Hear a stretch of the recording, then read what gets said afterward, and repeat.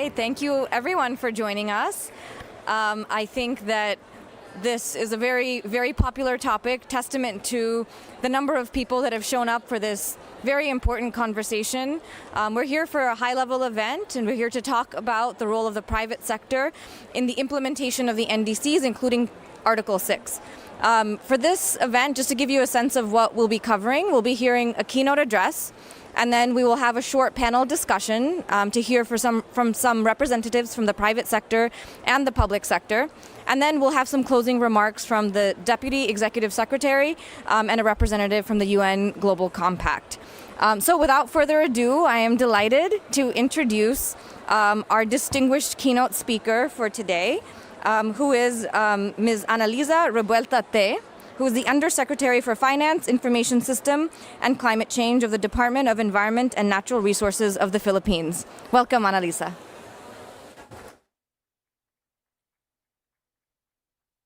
Thank you very much. Esteemed delegates, distinguished guests, representatives from the private sector, and partners in climate action, good afternoon. First, let me extend my gratitude to the UNFCCC Regional Collaboration Center for Asia and the Pacific and the UN Global Compact Malaysia and Brunei Network for organizing this dialogue. And thank you for inviting the Philippines. In COP28 in Dubai, the Philippines launched the completion of its NDC implementation plan.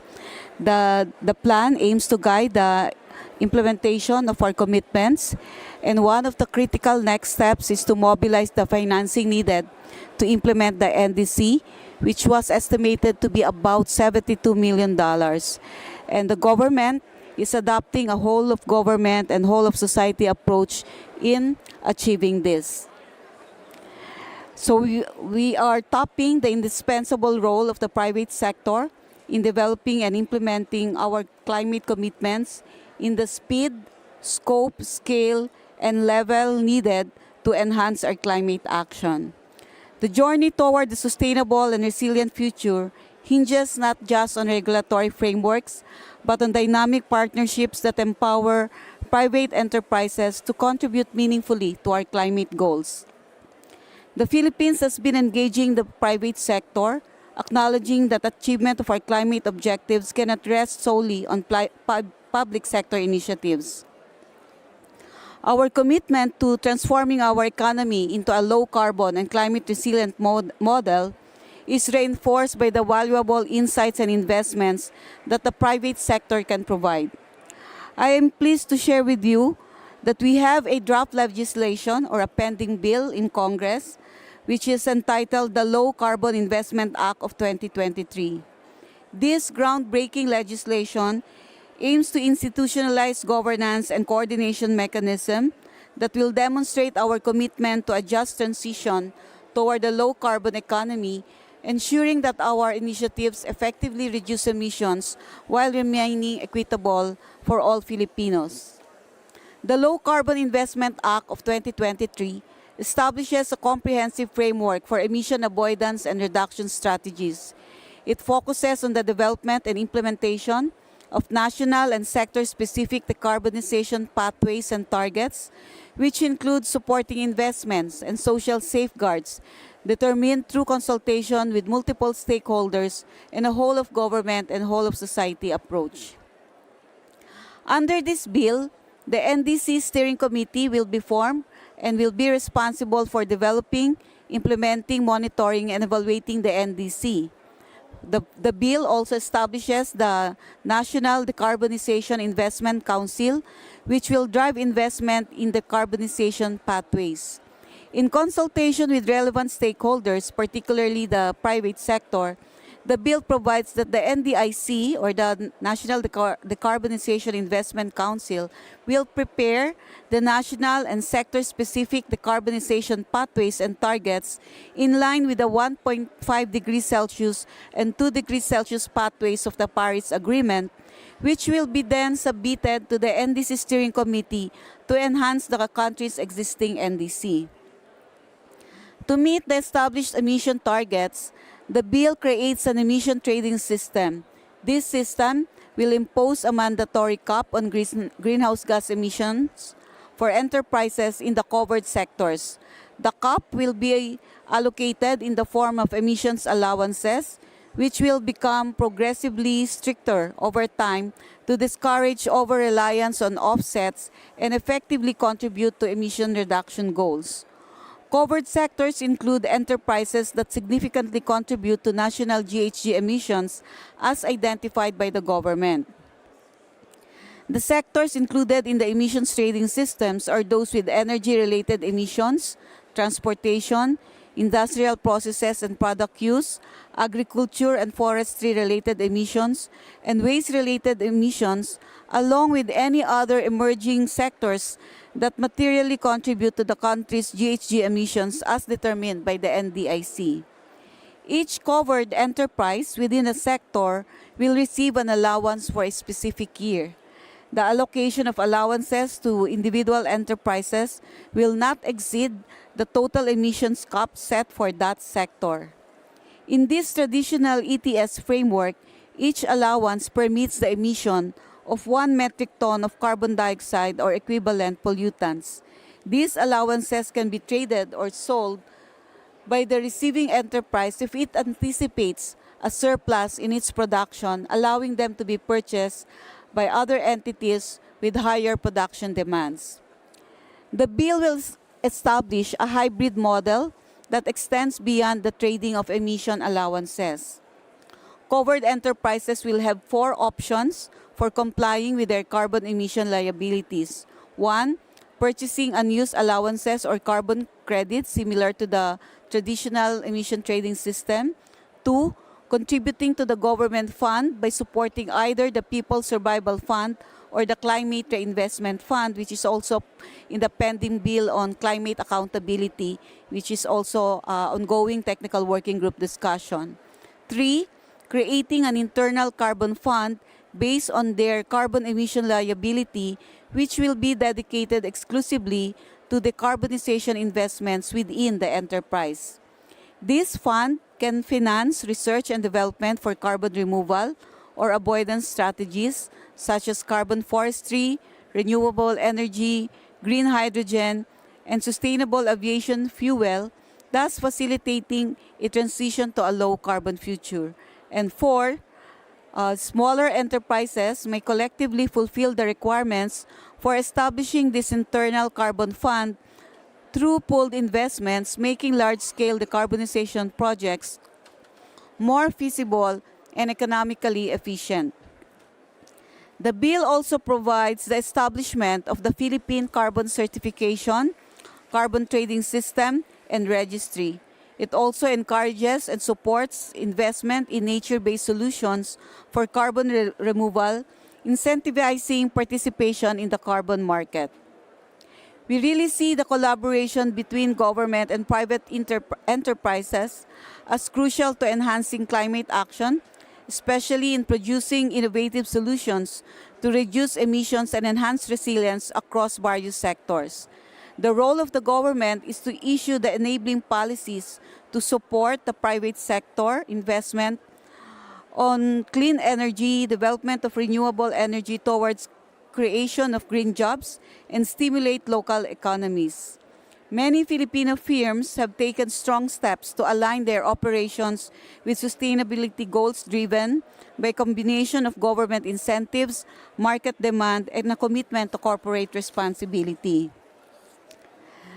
In the operationalization of Article 6 of the Paris Agreement, which we actually have launched yesterday, our roadmap on the operationalization of Article 6 of the Paris Agreement, which underscores cooperative approaches to carbon markets. Under our roadmap, we will be preparing the necessary institutional and regulatory frameworks that will enable our businesses to engage actively in this emerging market while ensuring the environmental integrity of our commitments. Our focus extends beyond immediate gains. We are also looking to innovate approaches that can generate long-term benefits, contributing to the overall resilience of our economy and preserving our ecosystems for future generations. This requires a concerted effort by all of us, particularly as we have witnessed the growing importance of synergistic collaborations across borders. Ongoing hearing is being conducted on this bill at the House of Representatives, and the private sector is strengthening its engagement in the deliberation on the bill. Carbon policy roadmap, legal and institutional framework have been drafted, where private sector have also provided substantive inputs. So we aim to continue such level of partnership to meet the NDC, despite being ambitious, remains implementable, investable, innovative, and sustainable. Thank you for listening.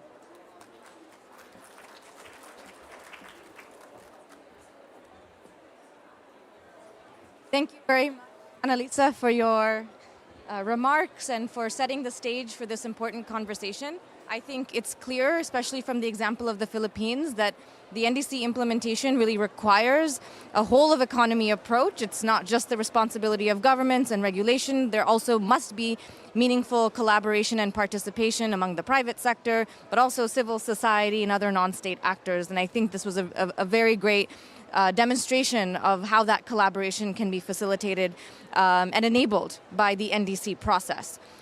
So now we'll transition to a fireside chat with a few panelists who will offer various perspectives from the private sector, within finance, within a corporation, and also to provide some feedback on what that looks like from a government perspective. I would like to invite my fellow panelists. First is Ankit Todi, who's the Chief Sustainability Officer of the Mahindra Group based in India. Next, we have Arshad Nuval Othman, who is the Head of Sustainable Finance of CIMB Group, Islamic Banking. Welcome. And I think our third panelist is not yet with us, is on his way, and hopefully he'll be joining. He represents the government of Indonesia.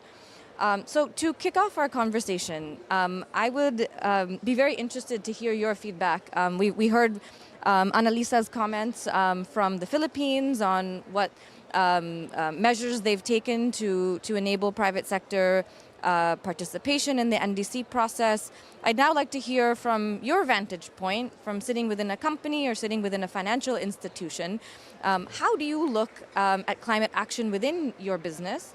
How do you make the business case? And then ultimately, how do you create the right model for participating and working with governments, especially as it relates to joint and shared climate commitments? Ankit, let's start with you. So I can answer that question in two parts. Firstly, what are we doing in the private ecosystem within our own company? And the second part is what can we sort of share as best practices in learning. So in the first part, the biggest difference that we have done in the last 3 to 4 years is how do you integrate climate change action as a core part of the sustainability strategy of the company. It can't be a standalone function, talking only about emission reduction. It has to be very much integrated into the core business strategy. And what I mean by that is that how do you take care of your internal operations? So emissions, waste, water, material use, everything that's in your operational control, solving for that. Second part, which is extremely important, is how do you create a portfolio of green revenues. It could be green products, it could be green services, it could be a green enabler. So the Mahindra Group that I represent here is operating in 20 different industries. We can make autos, we can make EVs. In the real estate ecosystem, we can do green housing. In the finance ecosystem, we can do green lending. We have a renewables portfolio which is green by nature. So how do you sector by sector make sure that you're transitioning the nature of the business itself? And more importantly, in some sectors, this is the commercial case for it is well established, but in many sectors, you really have to take the ecosystem along, work with the regulators. So something like EVs, I was just having this conversation where the total cost of ownership for three-wheeler electric vehicles is already in favor of EVs, and as a result, you see a remarkable uptick in penetration. But in some of the other sectors, it's not there. And you need the ecosystem support to make those sectors work, or work towards being green. So that's what we are doing internally, and that's what is required for more companies to do, participate and work more closely and collaboratively with the government. The second part that I would say, especially within context of let's say the NDCs, etc., the one good thing that private sector companies around the world are really good at is setting financial targets, setting numerical, quantitative, measurable annual targets, and doing performance reviews. Why can't we push in that direction, that when it comes to NDCs, how can we ensure that we are tracking the right metrics and doing more year-on-year targets as well, not just looking at the end goal, but looking at the entire path of how we get there. And if I were to talk specifically about climate transition, is equal to energy transition in a lot of ways. There are three aspects to it. So one is the entire aspect of renewable energy, which is often discussed. There's the entire aspect of energy efficiency, which is now increasingly getting more important. But there's also the aspect of electrification. So across all these three dimensions of energy transition, how do we ensure that each country has clear metrics? To give you a more specific example of the metric itself, we currently talk a lot about installed capacity.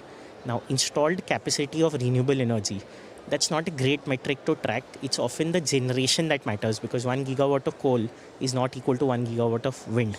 So just by making sure that we are talking about the right metrics and having clarity of targets will really help catalyze the ecosystem to move forward faster. I'll pause.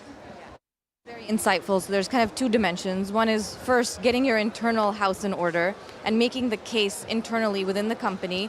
And you said something when we were speaking earlier that was very insightful. How do you transition climate from a cost center to a value center, right? And making that case absolutely inevitable for your company as a prerequisite to then being able to contribute to the national target setting process, the commitments, but also then finding ways to reconcile or normalize the standards and the reporting of the metrics so that you're speaking the same currency, you're speaking the same language, and it's not like you're talking past each other.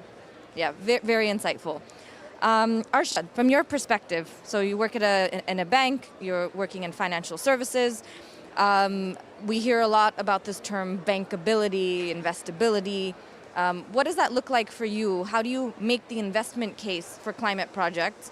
And how do you see that as part of contributing to countries' NDC commitments? Understood.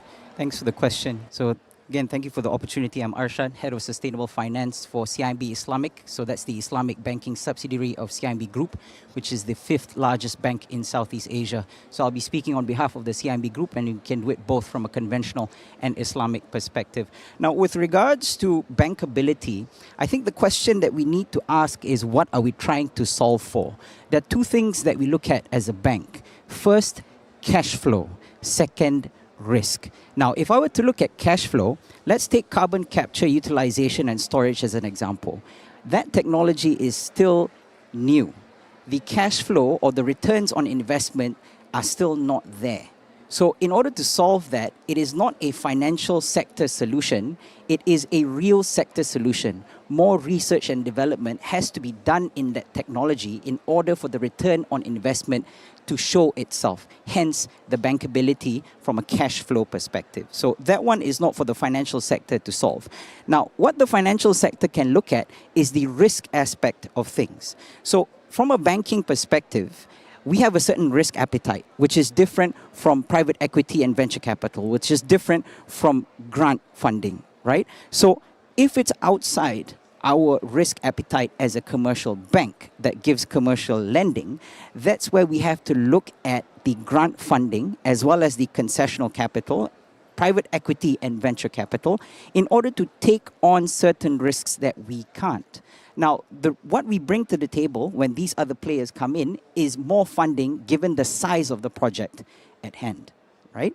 So hence, blended finance being a key instrument in order to meet the country's NDCs, not just at the global north, but also at the global south. So then how do we scale blended finance? Two ways, right? First, higher contributions to fund multilateral development banks. That is being discussed at this year's COP, because blended finance, or the contributions from the global north to the global south, that is what will help the concessional capital part of blended finance. Now, it's not enough, right? When I attended the World Bank, when I attended the Ajay Banga session at the World Bank Pavilion, he said that there's limited amount of concessional capital available.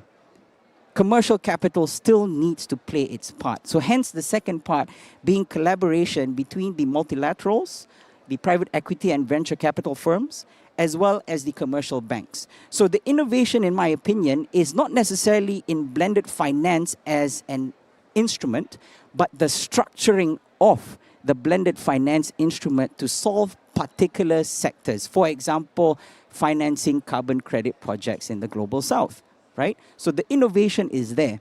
Now, I'll give two examples in the Malaysian market. First, the Central Bank of Malaysia has what is called the Low Carbon Transition Facility, or LCTF for short. From a structure perspective, it's 50% funded by the central bank, it's 50% funded by the commercial bank, like CIMB, and on top of that, there is an 80% guarantee on the lending by a Ministry of Finance entity. Now, this particular blended finance instrument is meant to solve decarbonization for SMEs who not necessarily can afford decarbonization or sustainability as a whole, right? Because it is 50% funded by the Central Bank of Malaysia and has an 80% guarantee from the Ministry of Finance, the rates are competitive and the risk is within the appetite of the commercial banks. Hence, this is available for distribution by the entire banking system in Malaysia, both the conventional banks and Islamic banks. Now, the second example I'll give, because Malaysia has an Islamic banking system, so as some of you might know, Muslims will have to pay mandatory alms on an annual basis at an individual level. In Malaysia, we have regulation that requires certain companies to pay at a corporate level, and that applies to Islamic banks. So what the Islamic banks did at an association level, so the Association for Islamic Banking and Financial Institutions Malaysia, we pooled our zakat contributions, or the mandatory alms contributions, at a corporate level, and we channeled that to microfinancing to micro entrepreneurs from low-income households. So from there, we get to provide financing to a segment that not necessarily commercial banks will look into on a day-to-day basis. So the innovation, in my opinion, is in the structuring of blended finance in order to pull all the collaborators together, the multilaterals, the PE and the VCs, as well as the commercial banks.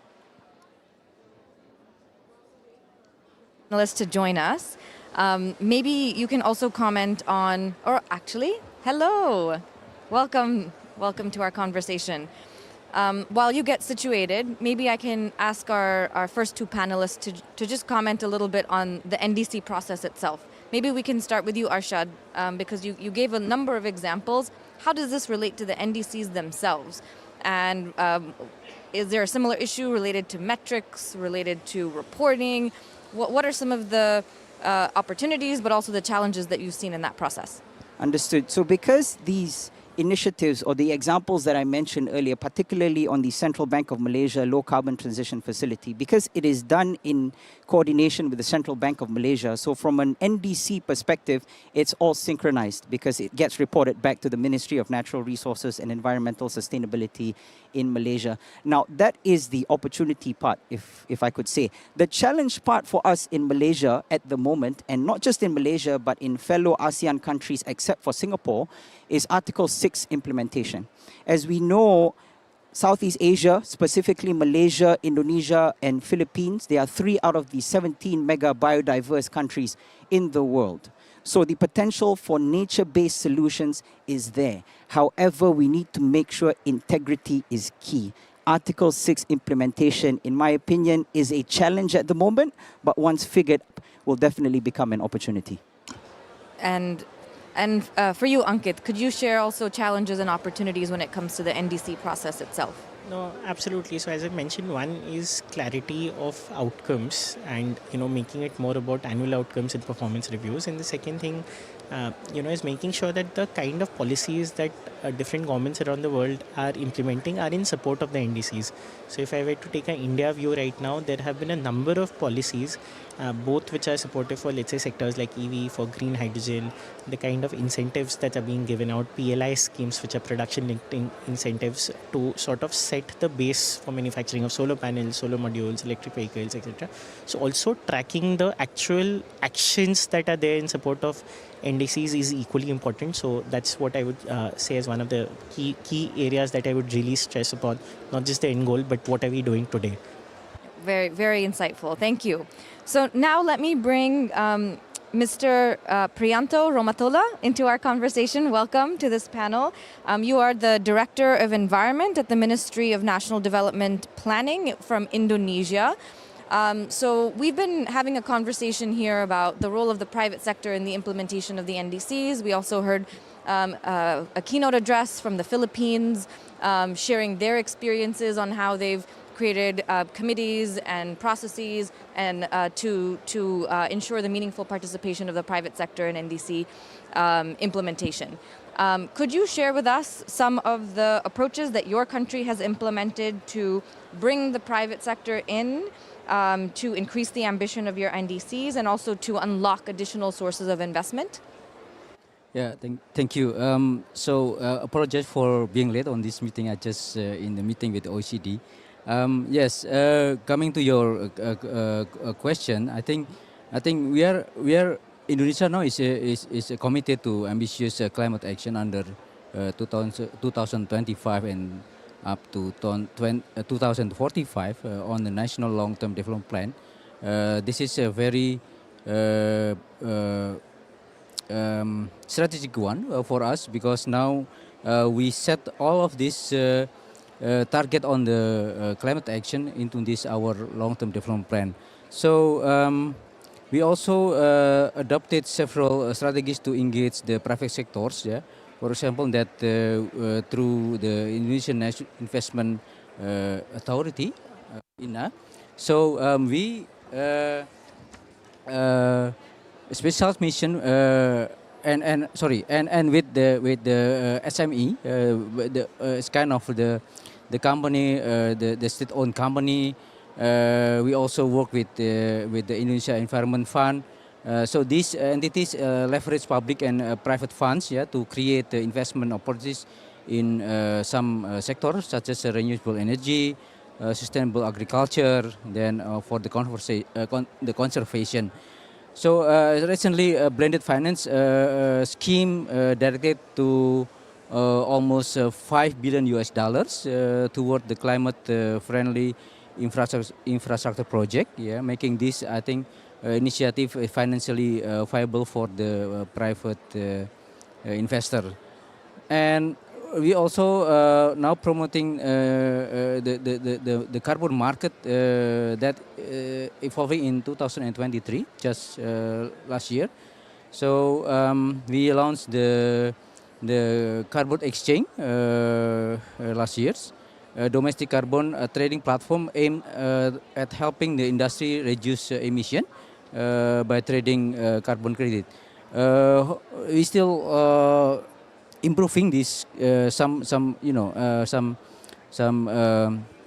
regulation as well because we expect that not only now is in the two sectors, yeah, that is for the energy and forestry, but we suppose that another sector will also improve on that. With over almost 1 million ton of CO2 equivalent already traded in this carbon exchange. I think with this new administration now coming in this year, we pursue to boost our carbon market, yeah, of course to finance all the climate action, yeah, because we still have some gap on the funding for the climate action. Back to you. For those reflections, I think it's clear that market-based approaches are a clear mechanism for engaging and involving the private sector, and Article 6 in particular has been quite instrumental in making sure that there's a model that is at the disposal of the private sector to collaborate and to be part of the process. We are close to the end of our time, so I wanted to give each of you just an opportunity for some very rapid final remarks. I think our audience here is a mix, a blend of probably private sector representatives, representatives from national governments. What advice or hope do you have for the negotiations that you think can really help accelerate this agenda even further? Ankit, let's start with you. Sure. So I think for a lot of solutions, we have the technology right now. We know that these are commercially viable. So we should just really focus on scaling up at a fast pace. That's the one thing I would say. So scale up more, faster.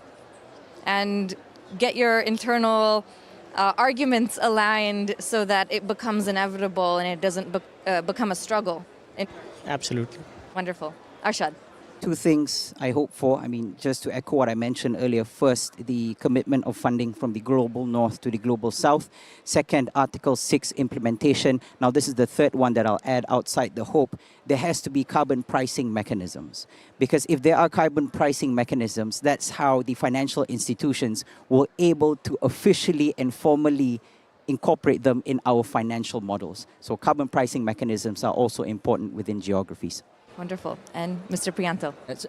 Yes, two things also from me. That for the first one is we try to improve the governance. Yeah. So through some establishment, some regulation. This is very important one because now we still have some issue on the regulation. The second one, of course. We would like to expand the investment on the sustainable project. So I think this is also in line with our new administration because we try to boost our the growth. Thank you.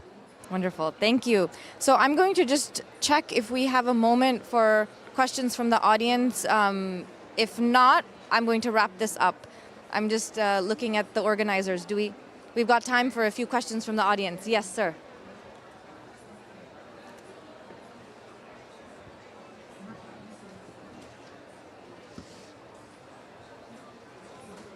My question is towards Mr. Arshad, if that's okay, or anyone from the panelists can also try to address.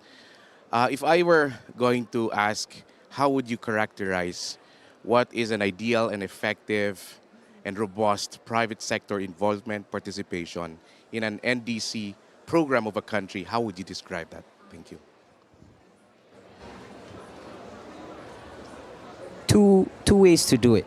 And the two ways to do it are subject to supportive government policies. First is renewable energy. So the private sector, be it large corporates or SMEs, the lowest hanging fruit is to install solar rooftop on your facilities. So now in Malaysia, it is supported by government policies that show up in the electricity bill every month. So that's where the supportive government policies make it effective from a return on investment perspective. So for me, the first thing that the private sector can do, again aligning to global commitments, is renewable energy, solar rooftops. Of course, ROI might be subject to supportive government policies. Now the other one, which I know is controversial, however, I've not given up hope yet, is carbon credits. Because for me, carbon credits, specifically nature-based carbon credits, is an effective way to scale monetizing environmental conservation and restoration. However, integrity is key. That's why Article 6 implementation, not just what is discussed at COP among the parties, but also the local implementation is key in achieving the NDCs. So those would be my two answers: renewable energy as well as carbon credits, high integrity. Thank you so much, and thank you for the question. We are now out of time, so I would like, please join me in thanking our panelists for their insights, for their time. I'm sure they'll be around in case any of you want to ask them any follow-ups. Thank you. Okay, now I am honored to invite the Deputy Executive Secretary, Ms. Noura Hamladji, to offer some remarks on this topic. Please.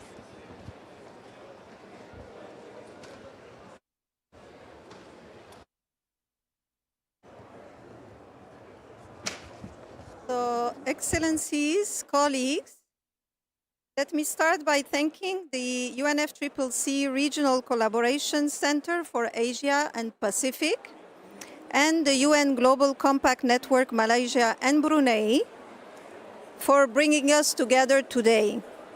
I would like particularly, I was really paying attention to the discussion of the panelists, so I really want to thank the panelists for an insightful discussion. So I'm asking another round of applause for the panelists.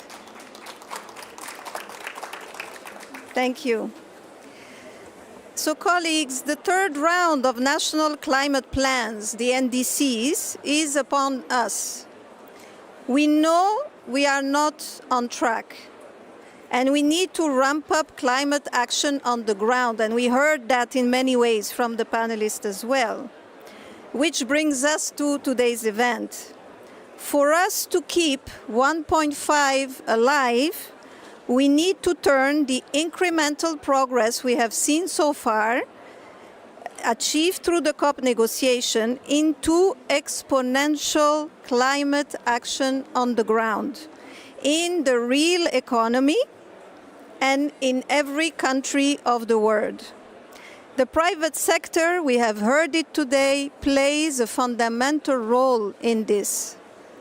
We simply cannot achieve the scale of transformation that is needed, that is required for a low carbon development, without the technical innovation, without the financial capacity, without the operational agility that the private sector brings on the table. Businesses are experts, we know that, at bridging financial and operational gaps, and this is exactly what we need for transformational change. Developing and implementing the risking strategy, and they understand, and that's maybe the most important, they understand large-scale implementation. This practical knowledge is essential for investable, implementable NDCs focused on each and every sector of the economy and open to the whole of society. Climate policies need to better reflect the practical realities the companies and the private sectors face. This empowers the people implementing change on the ground to better align strategies and plans with the market demands. And it opens the door, and we heard it also from the panelists, it opened the door to using mechanisms like the Article 6, but with high integrity. Ultimately, this alignment means NDCs with greater ambition, and this is what we're looking at when we look at COP30. But also NDCs with greater credibility, knowing more concretely what the words on paper can turn into effective action on the ground. The feedback from private sector can really improve implementation, promote transparent and predictable regulatory environments, which in turn will help mobilize finance. This makes this partnership between public entities and private businesses extremely valuable.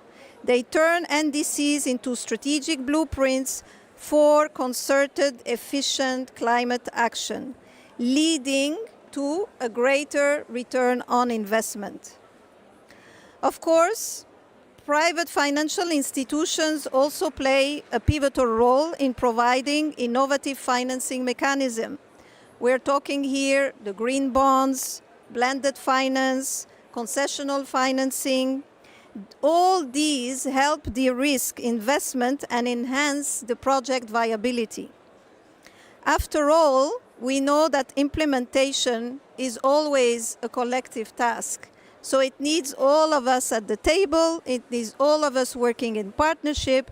And again, the point I think here is to say it also needs to involve the private sector. And today's dialogue has precisely this goal, identifying actionable recommendations that bring the private sector, kickstarting those partnerships, sharing practical know-how with clear, impactful role for private sector. All with the support of the Regional Collaboration Center of the UNFCCC that I represent, connecting governments, connecting private sector, and connecting the finance. All this toward better technical support, more capacity building, and for investment-ready projects. So I would like to thank you all for joining us and for this conversation today. And I think the message has been loud and clear. The role of the private sector will be key in scaling up the climate action and looking at this transformation that we are looking for today.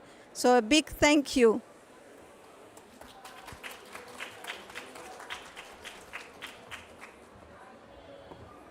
Okay. Thank you very much for those inspiring remarks and for helping to ground all of this in the process and in the opportunity. I'll now invite our final speaker who will offer some closing remarks, Mr. Fernando Castellanos, who is the head of Environment and Climate at the UN Global Compact.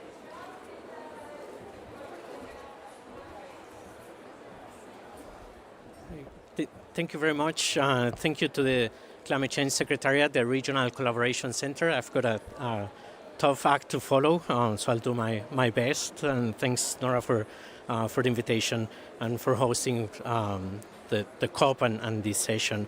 So it's a pleasure to join you here about the power of multi-stakeholder collaboration.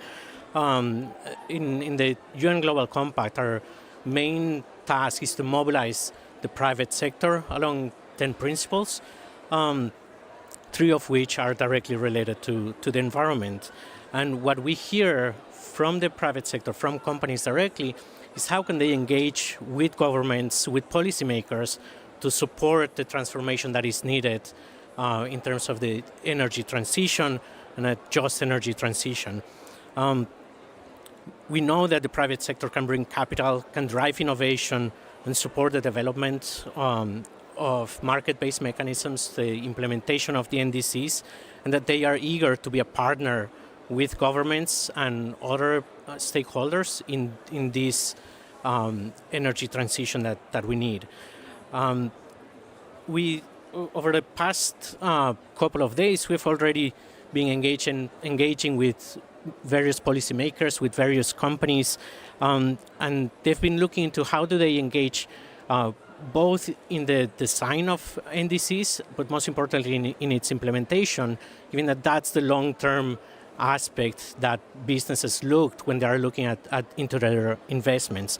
They look at how can we work together to simplify these complex policies as they are, how can the NDCs be translated into policies at the national level and have some stability, some predictability for them to make the investments in the right direction. Over the previous year, the Global Compact did an analysis in 5 countries to look at policy enablers for investment of the private sector in energy. And across the board, and we saw that the same type of signals coming to the policies that are necessary. And while there's many policies, there's a need both for differentiation depending on the country, but also some kind of standardization in that aspect of simplifying the policies. Businesses want to engage with policymakers to see how can these 2 different aspects can be reconciled. We know that we need to have high integrity, high accountability on the actions by businesses, and how do we have sufficient reporting, but that it also does not overburden companies, which depending on the size of the companies, they may be more or less able to do so. And businesses are eager to work with policymakers. They want to have a seat at the table to provide feedback and views, to make to have a true partnership with governments, with other stakeholders as well, and to build trust so that they can work together towards the energy transition. Thank you very much. Thank you so much for those closing remarks. I think we are now at the point where we're going to close the event.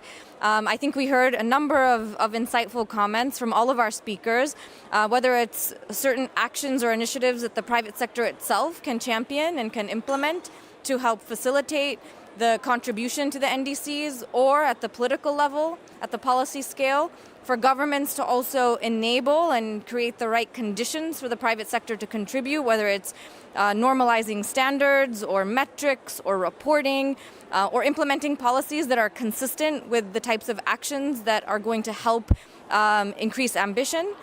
These are all measures that each of you can take away into your further conversations, to your work back at home. Wish you a very successful rest of your COP.